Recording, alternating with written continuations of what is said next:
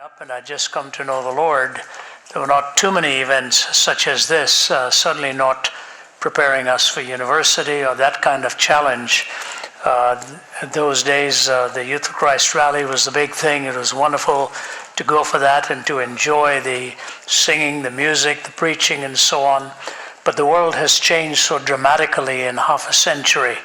And now the one thing you can be absolutely certain when you go into a university setting, that your faith is going to be tested. It'll be challenged. I recall one day when we were in the previous office here in Atlanta, I got a call from a student at one of the major universities, and he was doing his doctoral studies. He said, "I have a question for you." He said, "The opening line of the professor today at a course was to tell us that his primary goal in that course was to knock God out of everybody in that room. It had nothing to do with the subject on hand, but that was his goal. Whatever he was going to teach in the rest of the subject, the intention was so that there would be no theistic framework in which to interpret whatever it was he wanted to teach." And he said, the professor then said this, "If you're nervous about that, and you think you're not going to be able to withstand my challenge, I'll be glad to give you a passing grade. You can step out of this course now. You don't have to attend any lectures. But if you are attending the lectures, my goal is to knock God out of you completely in any way, shape, size, or form." It's a doctoral level. So this gentleman already had his bachelor's and his master's, and now intimidated in this doctoral level course, and given the option of just stepping out and getting a passing grade, or seeing what it was that he had to put up his faith against. So what I really want you to think about as you go away is what it is that you've gained over these couple of days here. What it is you have studied or heard to strengthen your faith. What kind of foundation are you building your belief system on? And bear just one thing in mind, that it is very easy to challenge a worldview, but it is very difficult to present a counter worldview which does justice to the questions of life. What do I mean by one of my professors of philosophy, Norman Geisler, used to say, he said, "Most of my atheistic friends are better at smelling rotten eggs than laying good ones." And his point was, it's easy to make fun of or knock something out, but what do you put in place that answers the basic questions of life, of origin, meaning, morality, and destiny, and will do so with truth on the particular questions and coherence when all of the questions have been answered. I hope these days have been helpful to you, and may I just make a daring suggestion on behalf of the rest of the team. Once you're in the thick of the fray and you're facing some really strong headwinds, I hope you will feel free to call some of our speakers out here. Take the liberty to do so and just say, "Look, I've just read this book, I've just faced this challenge. How would you respond to something like this that I am facing in our time?" We get calls like this all the time from young students. We want RZM to be the kind of place where you will take the liberty to call one of those you have studied under here and just say, "Will you please help me? I'm trying to navigate through this particular subject." I'm grateful for their voices that I stand alongside, and so when I say I really don't know what I'm doing here, I'm not saying it in a trite way. I'm very grateful for the fact that we have these immensely capable instructors that go all over the world, and my particular thanks to Vince and Joe Vitale and their entire team that organizes events like this. An awful lot of effort goes in. I generally come in at the tail end of these, and I'm honored to be asked. My time is fast slipping by. I've done this now for nearly half a century, and so I'm closer to the finishing line, and it's great to see those who are closer to the starting line who can run this race with patience. So talking to you a little bit about your private life, I could give you a full talk on that whole subject, but what I want to do is frame it in the context of a biblical character and raise this question for you right from the beginning. What does a person look like? What does a person look like who is walking closely with God? That's the first half of the question. And the second half of the question is it possible to be fully contented and fulfilled as an individual walking that closely with God. Follow what I'm saying? Number one, what does a person really look like? Who do you look to?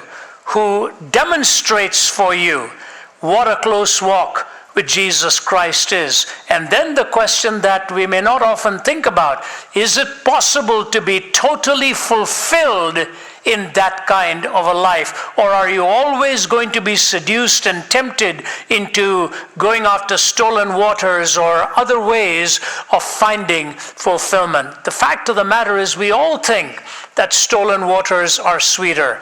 We all think that there are ways outside of the Christian faith that the Christian faith restricts us from, that if I only went in that direction, I'll be a happier person. The truth of the matter is, those who've gone in many of those directions will tell you the answers are not there. It is interesting, I've had 3 conversations this morning, and then a tail end fourth one from right here in Atlanta. The 3 I had, the first one was in Jakarta, the second one was in Singapore, and the third one was in Beijing. These were all 3 extremely wealthy and successful individuals who've reached the pinnacle of success at a very early age in their fields. They could boast to you of a real big bank account and a financial empire. All 3 of them said the same thing before I hung up. One of them I'd called to just have a time of prayer with him. And he said, Ravi, we are living in some extremely dangerous and risky times. He said, I opened the newspapers today and find out that Facebook has lost, about 20 to 25% of its value in the last 24 hours. And those are major stockholders are even calling for the key personnel to either share the power or move aside in a certain way because it's not going in the direction they had intended. Once upon a time, at the top of their game, icons, and all of them saying, it's not looking good. And one of them telling me, I feel so stressed out, not just because I feel I might lose a lot, but the hundreds of people that depend upon me in my work, that they will lose a lot in the process as well. So what were they all talking about? One talking to me about coming and speaking to their leadership, another one talking for the need for prayer and wisdom, and a third one basically advising me on how to think of the future and how to prepare the ministry for the future as well. The answers are very similar. The struggles are very similar. And to those of you in your teens and 20s, I just say to you, you're looking at a world changing at an enormously rapid pace. And overnight, things change dramatically. Yours is a very high-risk world because of the drama and the speed of change. Had the privilege of praying with a couple of you before I came down here, and that's really what it's all about. Sanj brought a couple of them over to my room, and looking at a couple of these young men sitting amongst you now, to pray with them and to find out that their dad had sent them here and hoping that they would somehow find a change in their lives.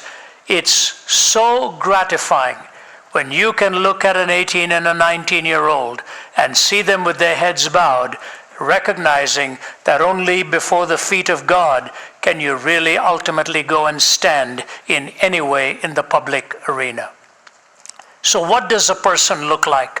I want to read for you a few verses from the book of Daniel and challenge you with 3 major thoughts. I promise I won't keep you long because you've already heard so much, but here's what I want to ask you to think about as you're listening to this message. Be open to what God has to say to you. Just say, God, you speak to me.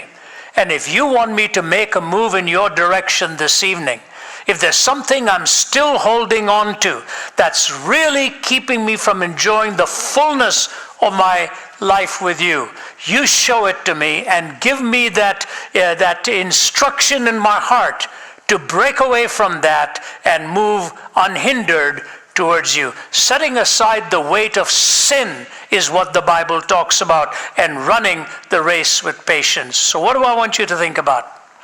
Years ago, I remember seeing the long distance race for bicyclists. It was about a 100K race, and they had these little bags strung over their shoulders with bottles of water and other probably sugar fluids and so on to keep in that heat, to keep that pace going. And what fascinated me was as they were coming down to the last 2 or 3 Ks, after doing 90 to 97 of those, every one of them did about the same thing at that certain point. They were neck and neck. They dipped into the back of their bags, took every bottle they could reach, and thus flung it out onto the side of the road they were riding. I thought, what is all this littering going on for? Almost in unison. But they were doing it all for one reason. What they needed for the major part of the race, they no longer needed as they were coming to the finish line. And every weight that was going to weigh them down, even if it was just half a bottle of water, now suddenly became a hindrance because they could see the finishing line. So the picture I want you to think about it, what is it that's hindering you from being that kind of person that God wants you to be? Are you willing today to just cast that weight aside? However good it was or helpful it was at one time, you realize if you're to finish this race well, it is no longer going to be a help to you, and be willing to shed that weight. Here's the historic backdrop to the book of Daniel and what happens in this book. In the 3rd year of the reign of Jehoiakim, king of Judah, Nebuchadnezzar, king of Babylon, came to Jerusalem and besieged it. And the Lord delivered Jehoiakim, king of Judah, into his hand, along with some of the articles from the temple of God. These he carried off to the temple of his God in Babylonia and put in the treasure house of his God. Then the king ordered Ashpenaz, chief of his court officials, to bring in some of the Israelites from the royal family and nobility. Notice now, please, young men without any physical defect, handsome, showing aptitude for every kind of learning, well-informed, quick to understand, and qualified to serve in the king's palace. He was to teach them the language and literature of the Babylonians. The king assigned them a daily amount of food and wine from the king's table. They were to be trained for 3 years, and after that they were to enter the king's service. Among these were some from Judah: Daniel, Hananiah, Mishael, and Azariah. The chief official gave them new names. To Daniel he gave the name Belteshazzar, to Hananiah Shadrach, to Mishael Meshach, and to Azariah Abednego. But Daniel resolved not to defile himself with the royal food and wine, and he asked the chief official for permission not to defile himself this way. Belteshazzar meant the prince of Baal, a different god to that. But Daniel meant God is my judge. So his name was changed for him. The language was being changed for him. The literature was being changed for him. The philosophy was being changed. So you see what's happening is Nebuchadnezzar comes in, raids this city, takes its choicest young people, and he's reprogramming their minds to speak differently, to think differently, to act differently, and even gives them a completely different name. He is changing their identities so that he could co-opt them for his purposes away from God's. It's a thorough reprogramming that's going on. First of all, he took the best of them, because he was going to use them to influence all the others that had come in captivity. And if you could change their language, language is that with which you utter the deepest feelings of your soul. And he was reprogramming them with a different terminology so that the expression of the soul would be different. And the literature is where you get the stories of heritage of the past and all the illustrations that inspire you, and the very philosophy, how you think, how you determine truth. This was a designed program to take the young, win them over, and then use them in turn to change the culture that had been enslaved. It's brilliant thinking on the part of Nebuchadnezzar. He knew exactly what he was doing. And you know, to you as young men and women, let me say this: those who seek to instruct you in a way that takes you away from God, they will want you to change your language. They will want you to change the literature you read. They will want you to change the philosophy and what it is that you believe and how you come to truth decisions. If they can take away that undergirding and that underpinning, they've changed you, and then you will be used in turn to change others. It's this incredible dramatic effect and the power of the young. Never underestimate how much power you have as a young man or a young woman, as an influencer. That's why the advertisers go for you. That's why the music goes for you. That's why the film industry goes for you, because they know the capacity to use you for their purposes is huge. And they want it done by undermining whatever substructure you bring with you into that arena. What is it that Daniel did? They made 3 decisions that I think are critical for your private life. The first decision he made was he decided not to enjoy the food at the king's table. He drew his line of resistance by training his appetite. He drew his line of resistance by training his appetite. We think our appetite is only trained for our weight and how it is we look, but the appetites that we develop every day develops our hungers and our desires as well. What it is that's planted in the imagination, your inward eye, is that which you seek after and want more and more and more. And the irony of that is this: even if it is something that you know has let you down, you still keep going back to it. It has that strong hold of pulling you into its orb. I say to you, especially as the young, what you have access to today can train your appetite in a way that in the years to come could cost you in very, very great ways. I oftentimes will look at a gentleman who is choosing to walk out on his marriage, or has betrayed his vows, or has done something, and I look at him and I'll say to him, tell me a little bit about your youth. Tell me what you were like as a young man. What is it you flirted with long before you got married? And 9 times out of 10, you'll find out that the habits were already there when they entered into this relationship, and these habits then wreaked havoc because they could not honor the relationship no matter how desperately they wanted. So in other words, the pattern for 20 years from now in how you relate to the most serious relationships are actually being set in place right now.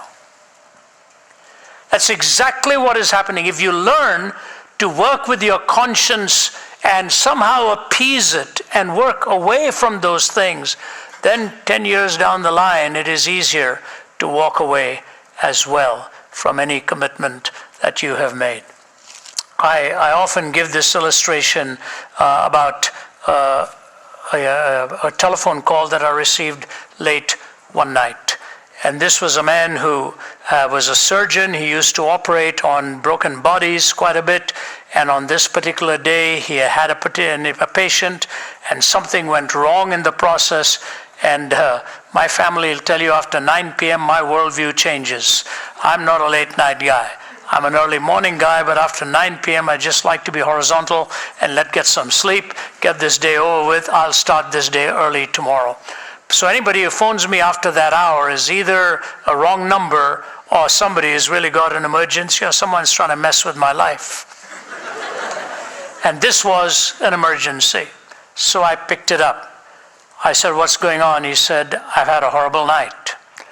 He said, I've had a horrible night. I'm sorry to even wake you up. He said, a woman was brought into the emergency room here. The paramedics brought her in. He said, Rav, I want to tell you something. I have never seen a body so battered, the bones so shattered, so bruised. She was obviously terribly beaten up. When she was brought in, the paramedics said to me, Doc, it's not going to work. She's gone. And the nurses also said, I think you're wasting your time. He said, but I looked at her broken body, and I thought to myself, no way.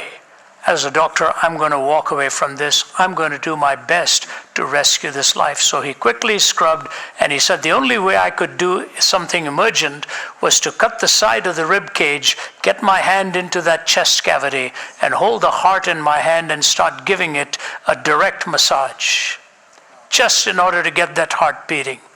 And he said, as I'm holding that heart, trying to get it beating, it was really like blubber, nothing was working. I pulled my hand out of there. He said, you know, as a doctor, you're not supposed to get involved in any way emotionally with what it is you're doing. You have to stay distant from it or you won't do your best. He said, but when I walked away, I couldn't keep the tears from running down my face. I thought, who did this to this woman? What happened here? And he said, just then a nurse came by and she said, no, I think you better look at this. This is a bag that belonged to her and emptied everything out. It was drug paraphernalia. I don't know whether she got caught in a drug ring or whether she was a junkie herself. I don't know what this story was. But he saw all these used horrible needles being dumped out and she was beaten up by somebody so badly.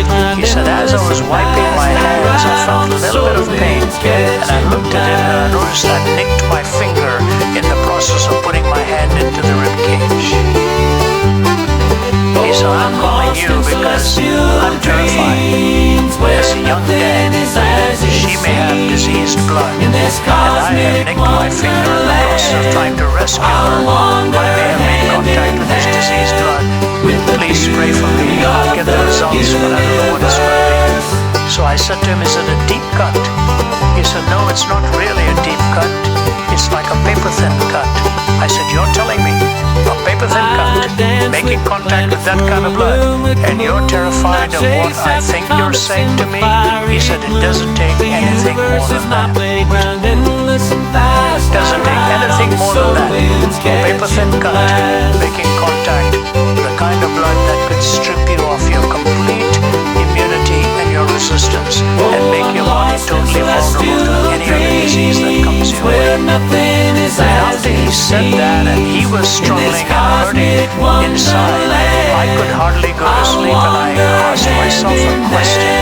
Are there paper-thin cuts that we put to our souls?